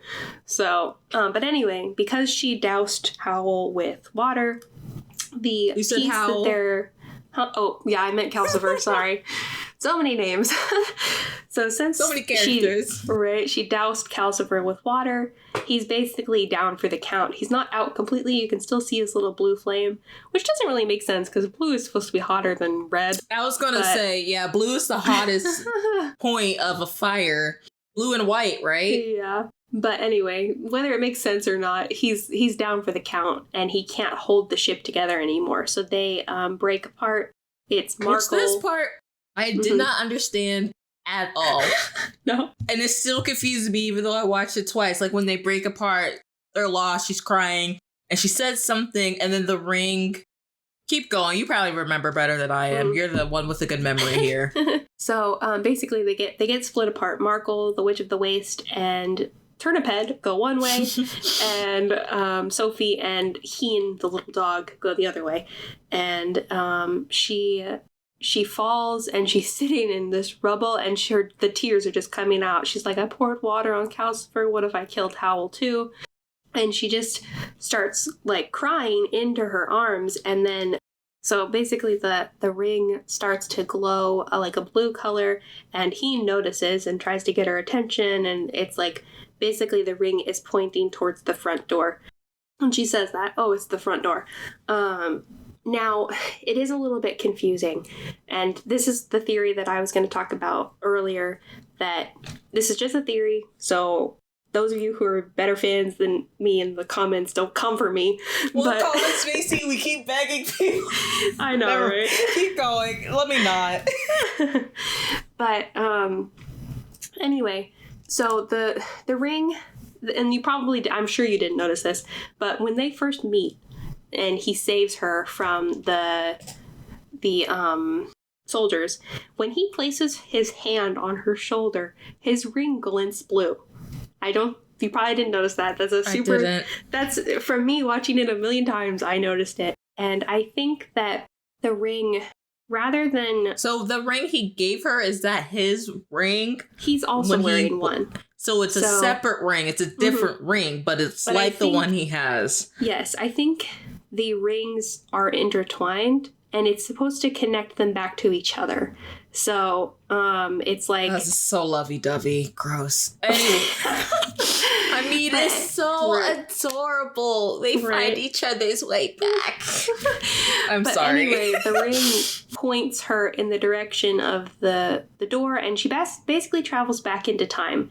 And she sees Howl as a child, and it goes through the whole scene of how he was basically wishing upon shooting stars, and one falls into his hands. He makes a deal with who we now know as Calcifer, used to be a falling star. He swallows him, spits him back out through the chest. I don't know how to describe it. Pretty much that. There's no other better way to describe it. And then Calcifer is then created in the little fire demon, and you see him in his hands, and the heart is beating inside of him. It's just depicted. You can see it. So, like, is Calcifer basically a falling star or a fallen angel? I think he's a demon. But he's just his original life form was in the form of a falling star. And then he got turned into like a fire. But I think he's a demon, regardless. He's always been a demon? Wasn't like a fallen angel turned demon? I don't think so. Oh, okay. It would just make more sense because you don't usually hear about like demons like falling from the sky, I guess. Yeah, it doesn't really make... The only reason I think that way is because Madam Sullivan actually mentions that he made a deal with a demon. So, okay. If he had made a deal with an angel, that wouldn't really make sense. Well, I just thought he was a fallen angel turned demon. He could be, but... And what deal did they make? And why did they make the deal? Questions I have. Right. I think the deal has something to do with, basically Calcifer being... But I think of him as kind of like a familiar, if that makes sense. You know how witches have, like, little familiars? Mm-hmm. Yeah. And they help them, and they can basically serve them. I think, because they show some of the other shooting stars, as soon as they hit water, they kind of die. So I think the deal for Calcifer was to give him a piece of him so he could manifest in the real world and not just, like, die. And then for Howl, he got this servant that could be used as a power source for him. I think that's Aren't kind they of... turning into, like, if they hit the water, not die, but, like, these weird little... The little, like, how do I explain it? like creatures that Madame Sullivan puts around them, too. But it sinks into the water when it hits it. So I would assume they're dying. That's what makes sense to me. I don't think they're going anywhere. They just, like, kind of float into the water, and Sophie even gasps at it like it's, like, drowning. So I think if I had to make a guess, I would say that Calcifer wanted to live and Howl wanted a servant, and that's how their deal was created. But I don't think Howl knew the significance of giving over his heart. So, but anyway, the ring starts to break, and she is being basically ejected from this past memory of his. But she shouts out to them, Howl, Calcifer, it's me, Sophie, find me in the future. So I think, this is my theory, I think that both Calcifer and Howl knew that they were going to encounter Sophie, which will in turn break both of their curses. So the ring glinting at the beginning when he first meets her is a sign of recognition of this being the person that he's destined to meet. And also why neither one of them are that concerned that this random Sophie person has appeared in their lives, because they think that it was always meant to be.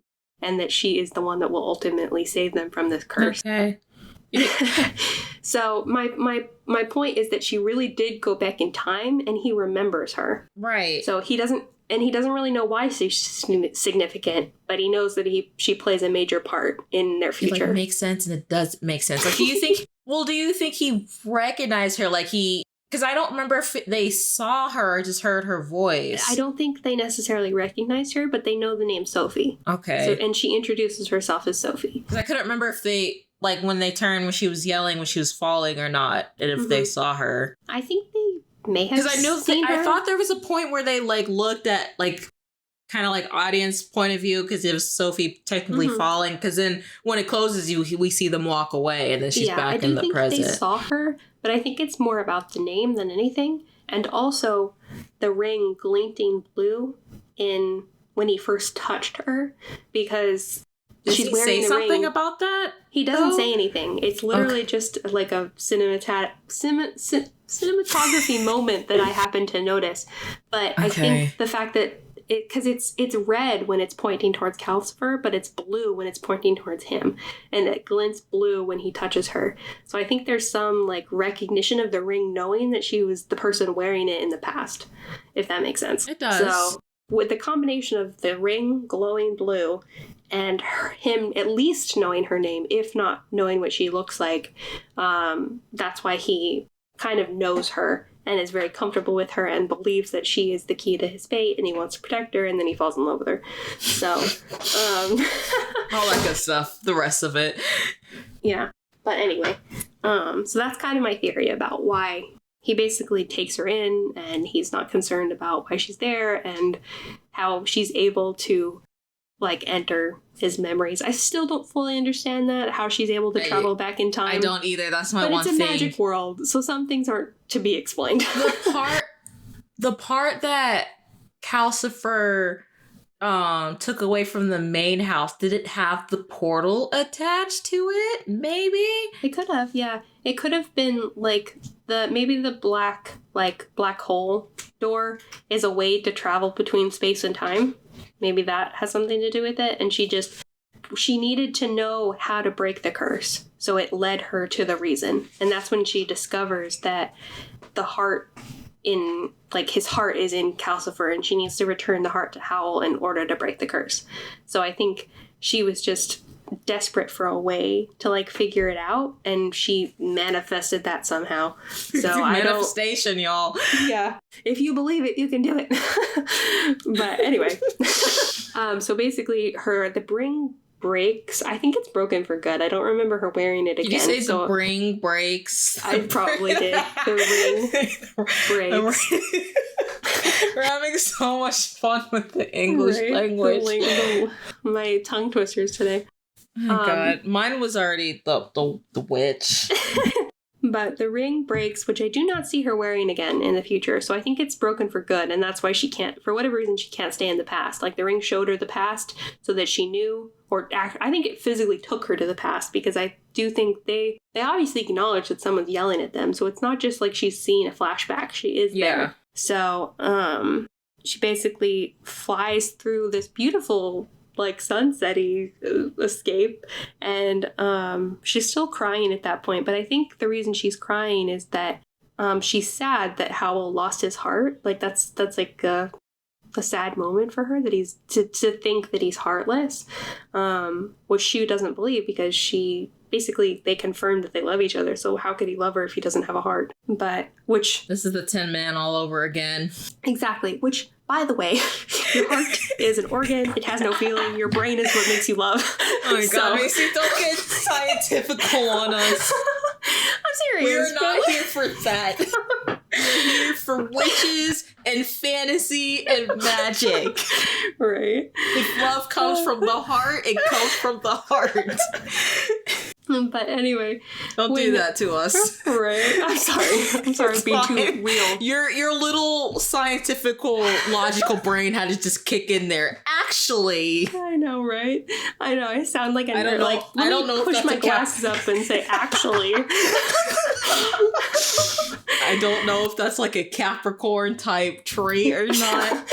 Right. Oh yeah, Capricorns are known for being overly logical, which I would say suits me. But at the same time, I love the fantasy. I was just pointing it out. You're right, though. It does come from the brain. I just thought that was funny. Oh my gosh. Anyway. But once the ring breaks... But, however, though, you need your heart to function. Yes, for your brain to meet. Body. Exactly. Yeah. So it does have its purpose. One without the other. Which, by the way, that just brings up another fact. How is he alive? Magic? He is a wizard. Yeah, his heart's still pumping. Yes, it's still technically alive because Calcifer, is still kind of keeping it alive. So, yeah, but it's not doing its function of pumping the blood through the body. You know what? What were you just about to say? This is a magical world. We're not questioning it. But anyway. That's what happens when you question magic. Right. The next scene we see is basically she's just walking into the black void, which makes sense. It could be that portal, the black portal that she goes through. And when she goes back out the door, Howl is just standing there, devoid of emotion. He's got one giant bird leg, and he's in bad shape. So, this is when we see they kiss for the first time. How cute. Why are we so bad? Why are we like this when it comes to, like, I really don't mean it. It's just kind of awkward. I don't know. And relationships. Yeah. But anyway, they reunite. She's like, take me to Calcifer if you can. So she stands, the dog and her stand on his one remaining leg, which is kind of sad. And he flies to where the witch, Turnip Head, and Markle are still, like, walking on basically just one platform of wood and two giant metal legs. That's all Calcifer can, which, the fact that he can move that at all is kind of impressive, considering he had a bucket of water dumped on him. Exactly. So anyway, they reach back, and he collapses, and all the feathers go away, and he does turn back into his human form, so luckily he's not stuck like that. But he's out cold. And Markle's like, oh god, is he dead? And Sophie's like, no, he's fine. So she begs the Witch of the Waste for Howl's heart back, and the witch is like, well, I guess if you really want it, like, yes, we do. Get it back. That was the whole point of this. Right? Yeah, let it go. So she does reluctantly give it back.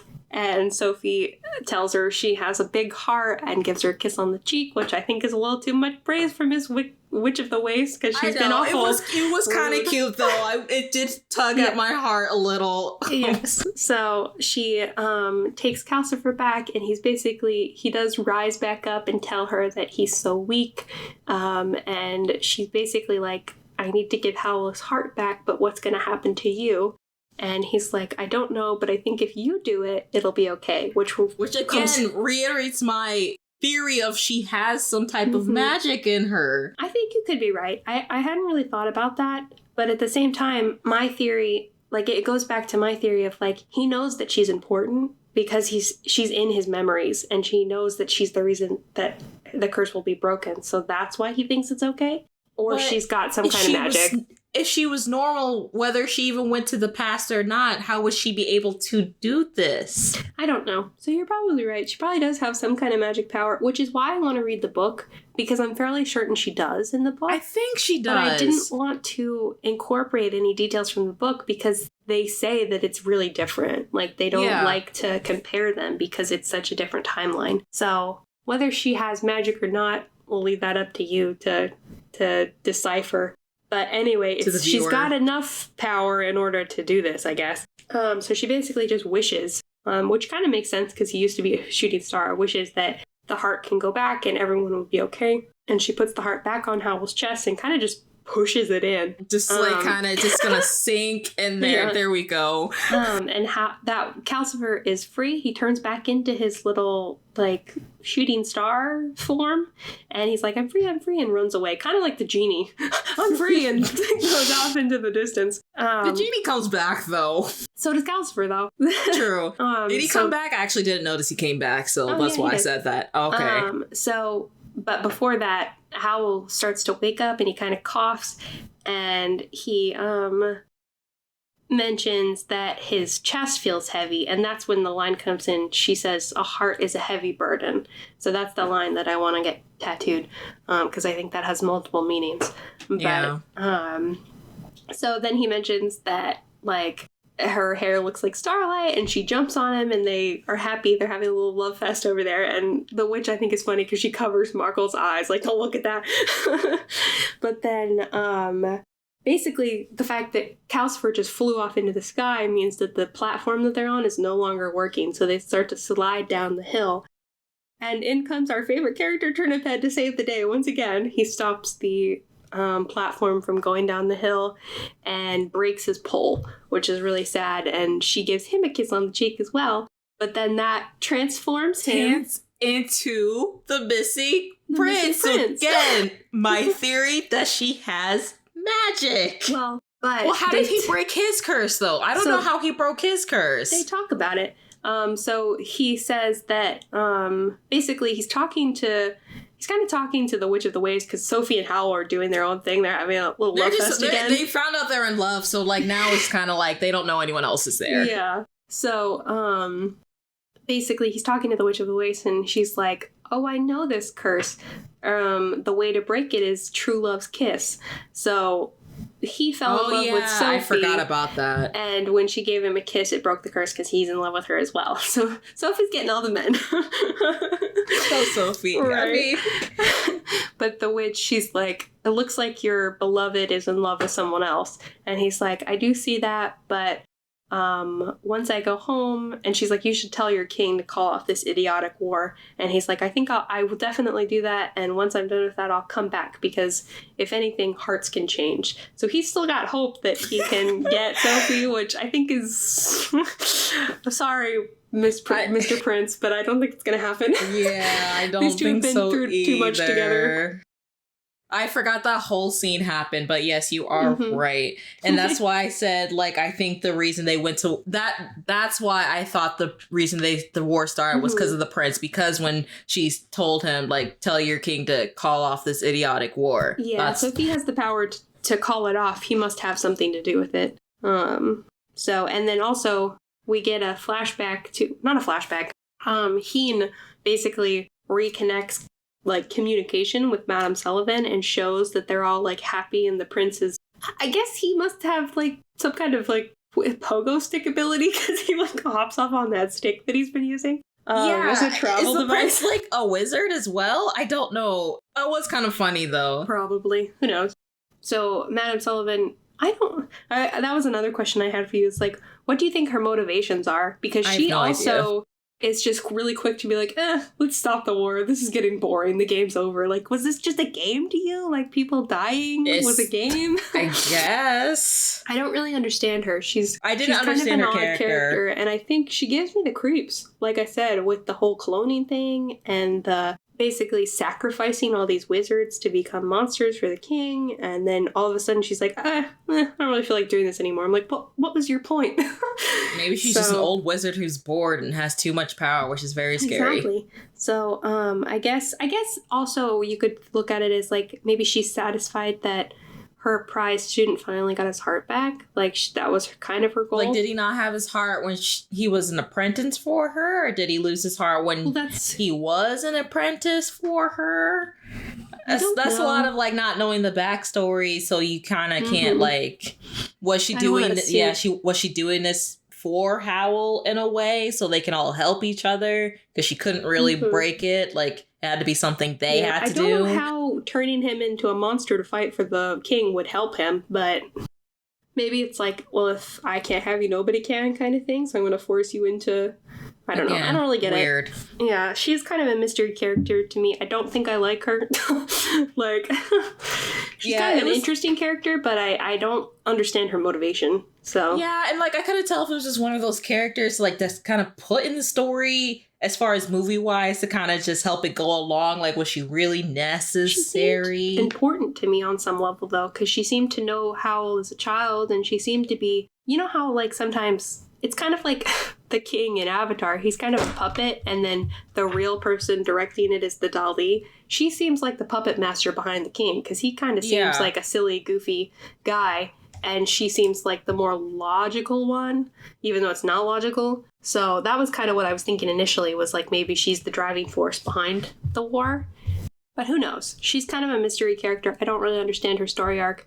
Apparently she gets better, but at the same time, she calls the war a game, which makes me not like her because people died. So, lots of people died, I think. So anyway, but basically that's kind of the end. The prince goes off. Madame Sullivan decides to call it off. They both call it off. The war's over. And we get this beautiful shot of the new and improved castle in the sky. It's now flying. And the witch and Markle and Keen are playing out on the little garden area. And we get the final ending scene of Howl and Sophie flying into the distance and sharing a kiss. And that's where it ends. So... Final thoughts? It was good. Thanks for your breakdown, Macy. It was a lot. Oh god, I feel like I've been talking for ages. I can't believe you did all that from memory. Right? It's pretty impressive. It's because I've literally seen it so many times. I feel like I can't even do that. Some things, but you hit the main spots. I hit the main things. Probably too much, but it's fine. Yeah. Oh, so back to before we give our final thoughts on, like, I want to know your rating overall, but do you have a better idea of how you think she broke her curse yet? Because I'll tell you my theory. I mean, I think it's still going to go back to magic, because I still don't understand the initial point of the curse and why it turned her into an old lady, and what her being old has to do with her confidence. I mean, I see it in a way like, I see how it has to do with her confidence as far as like the beauty aspect. No, I don't know. I just feel like I'm still confused. So, I've done a little bit of reading on people's theories, but I've kind of like picked and choose what I think to like kind of create my own.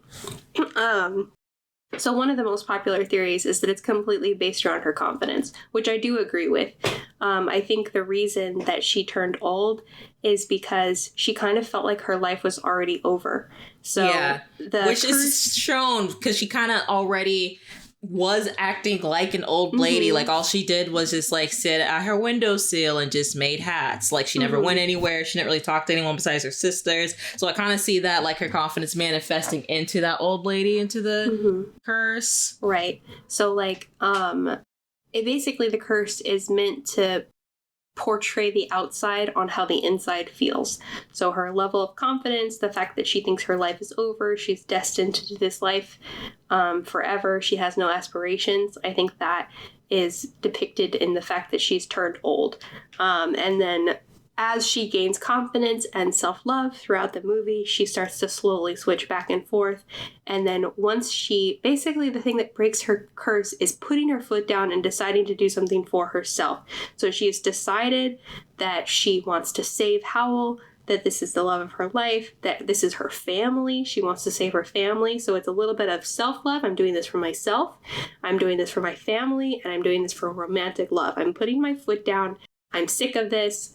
I'm taking control of my life. And that's what breaks the curse. She's finally achieved that level of confidence that she needs. However, the silver hair remains because nobody is 100% confident in themselves.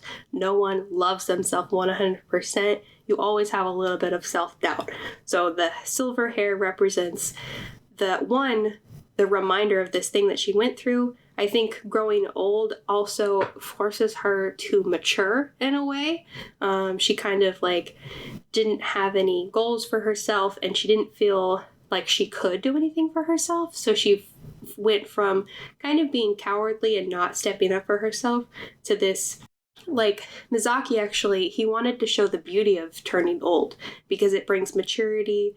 And elderly women, it seems like just like cleaning and cooking, but it's showing kindness and compassion for those around them. So I think she keeps the silver hair as a reminder of the maturity that she's gained, and also that 1%, like, nobody's fully confident. So, like, yes, she broke her curse. She's not going to turn old anymore, but she keeps the silver hair as a reminder of the little bit of self-doubt that she probably always will live with, that she combats. So that's basically a breakdown of what I think. Wow, Macy, that was beautiful. I was moved. I was like, my theory, if I had one, would not have been better than that. So yeah, like I said, I watch it a lot of times. I have read other people's theories. Some people like just think that some people think it's true love that broke the curse, but I don't really think that. I think it's more than that. Yeah, I think it fluctuates so much with her emotions that I think it completely has to do with her. And like I said, putting her foot down finally and deciding that this is what she wants to do with her life is what actually broke it. So, and that in that moment, she was determined to protect everyone and Howl, and that's when she decides to get everybody out of there. So that decision and that like move that she's made, it's like the first move that she makes on her own without anyone else deciding anything for her, is what breaks her curse. And she's gained the confidence and self-love that she needs. Ta-da! That was beautiful. No. So, and also Howl, like, to round out his story too, I think Calcifer even mentions it because she says it's fluttering so fast, the heart, when she's holding it. And he mentions that it's still the heart of a child. So he also, I think the whole story is really a growth of maturity. And he, like he says, found something he wanted to protect. So he went from being kind of a playboy, misunderstood character to finding someone he really cares about and wanting to no longer be a coward and maturing into the person he is in order to protect his love and his family as well. So I think both of them have a kind of growing up sense of maturity about them that completes their story arc. So, right. And also true love's thrown in there as well. But I do really think it's more about confidence. That's what I got from this story rather than true love. I got self-love and confidence. So as like the themes that you're supposed to learn about. Yeah. So I can't compete with that as far as theory, so that's why I'm kind of quiet. Right. I'm like, I don't think I can say anything better than that. I almost kind of want to end it on that, so it's so beautiful. Right.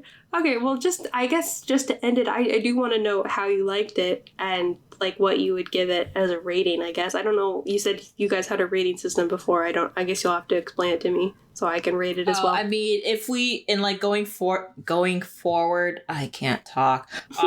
When we just do like movies or TV shows, we'll just rate it like out of 10. So 10 being the best, 1 being, the worst. This one was really good. I enjoyed it. I wish I wasn't so tired to appreciate it more, but I did really like it. Probably not on your level.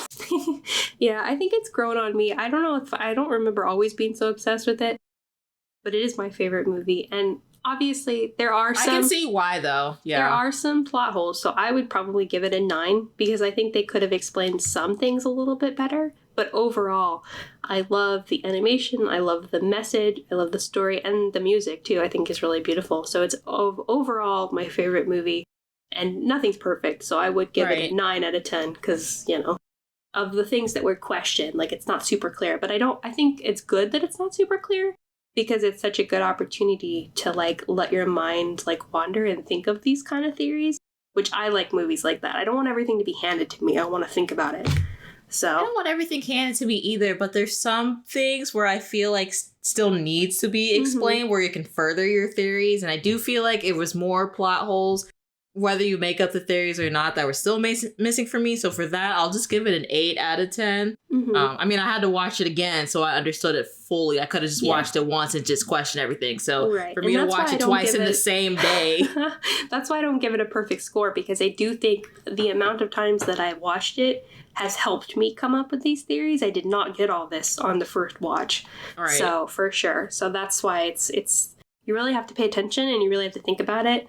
And I think, you know, potentially reading the book could also help fill some of those holes. But again, I don't want to compare them, because I think they're too different. So he was just kind of inspired by the book to write this story, but I don't know how close accurate it is. Yeah, I'd have to read it to really know. But let me know when you do read it. I would like to know as well, because again, yeah, I'll definitely read it. Maybe I'll read it in time to give an update on one of our future episodes. Maybe when we do like a recap, I can have it read by then. That's fine. But yeah, I'll give it an 8 out of 10. So still a cute movie. I'd still recommend people watch it. Yes, and of course, the animation is very beautiful for, again, a movie made back in 2004. So yeah, it's beautiful. I have the soundtrack as well, and if you ever want a really chill listening experience, I definitely recommend it. Drop your homework or something. Yeah, or if you're doing something where you don't really want talking to distract you, or like lyrics to distract you, it's really pretty soundtrack. Okay. Well, anything else we want to say about Howl's Moving Castle before we go? No, I think I got all my thoughts out. I'm certainly I really can't go up. Yeah, I really can't match what your ending thoughts were. So that's why I'm like, I really don't know what else to say. Right. Well, I guess as an ending fact, do you agree with my theory, or would you change some things? Once you said that, I agree with your theory, and I agree with that's probably how the curse went, because I didn't think it was 100% true love at all. My one main plot of the curse I thought was of her confidence. I just didn't know the level of her confidence and like the different layers of how it played into it. That's why I was confused on how she broke it and how it played a factor. Right. Yeah, it's definitely confusing. And once again, that's only a theory. So they don't really... Exactly. It's kind of a movie with... There's not a lot of talking in this movie. They don't really go into depth with a lot of things. So it's kind of up to your own perception and your own imagination what you take from it. So that is just a theory, but I think it's a pretty common one. And I think it's a reasonable theory. I think it makes sense. So, yeah, exactly. And it's also pretty and nice and makes me feel good about myself. So yay. Well, that's good. I can see you in a little bit of Sophia. Might be another reason why you like it so much. Yeah, I will before I die. I want to cosplay her. So, and it would be really cool if I had a companion that would cosplay Howl, but we'll see. I'm not playing the Witch of the Waste. Yeah, no, I don't think anybody wants to play her. Trying to think of a cute friend one I could be. You could maybe do a cool human interpretation of Calcifer. That would be pretty cool. That would be pretty cool. Those colors would look good on me, so right? Can't complain on that. The yellow. And the orange. And I usually don't like orange and yellow, but as I've gotten older, I've started to like it a little bit more. Definitely one of those colors I need to incorporate into my wardrobe, but that's no time for that. Right. Anyway, but yes. So that was very good, Macy. Thank you. Thank you for bringing this movie up to me, because like I said, I've never watched it before. So this was a true breakdown of a movie review. Yeah, I think the first one, I don't remember it much, but we talked about the movie, but then we mostly focused on characters on that one. But this one does seem more of a movie where you focus on the whole thing, not just like individual characters. Yeah, like obviously, I mean, Sophie is the main character, but I think it's more than just her. Like, it's really more about like the message. So I felt like it would be weird to just talk about individual characters, because it doesn't really make sense. Yeah.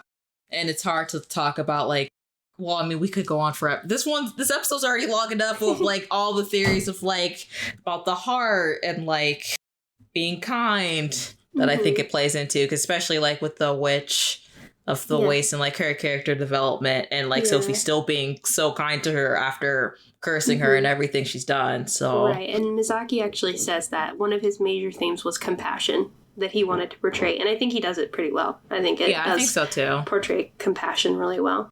But anyway, obviously we said it in the beginning, but lots of spoilers. If you haven't seen the movie, sorry, but you should go watch it anyway, because even if you don't understand it, I mean, I obviously spoiled everything, but it's still a beautiful movie and you can watch it knowing what's going to happen. Exactly. So go watch it if you haven't already. I would assume most people, because it's been around for a while, so I'm assuming if you've listened to it, you're a fan of it. I know it's still, I think, to this day, still pretty popular. Yes. So... But yeah, let us know your theories, guys, in the comments, or email us at iwasthinkingpod@gmail.com. Let us know. We can even maybe one day read them out and compare theories. See if you're close to Macy, have the same theories as Macy, or something completely different. But you can listen to this everywhere you listen to podcasts, and don't forget to subscribe to us. Subscribbles, all that good stuff. And don't forget to follow us on Instagram and Twitter at iwasthinkingpod. But thanks for listening, and we'll see you next time. Bye-bye. Bye, y'all.